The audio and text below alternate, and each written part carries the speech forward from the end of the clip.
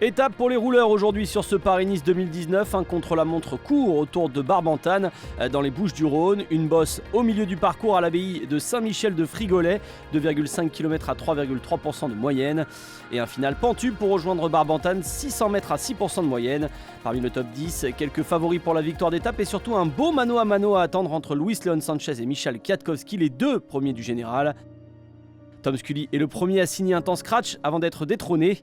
Il est tout d'abord le premier à passer sous les 31 minutes, mais Simon Yates de Mitchelton Scott lui rend près de 30 secondes et prend les commandes de ce chrono. Romain Bardet, 8ème du général, s'élance lui avec des espoirs, ceux de se tester en vue du Tour de France. Pas question d'aller disputer la gagne, mais de connaître son niveau en cette saison 2019 sur le chrono. La déception, elle est pour Bob Jungels. Le champion du Luxembourg n'est pas dans un grand jour à mi-parcours à l'abbaye de Saint-Michel du Frigolet. Le coureur de la Quick-Step accuse 45 secondes sur la meilleure marque.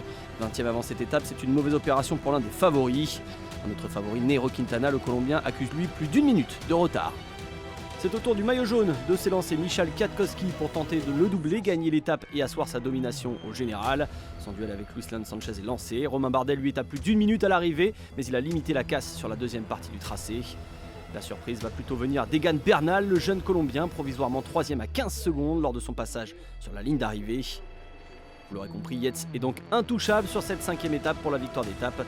Kwiatkowski termine seulement 3ème à 10 secondes du vainqueur du jour et derrière la surprise, l'Allemand Nils Politt, 2ème. Kwiatkowski a beaucoup donné depuis le départ des Yvelines. Entre bordure et attaque, le Polonais manquait peut-être un peu de fraîcheur pour aller chercher la victoire aujourd'hui.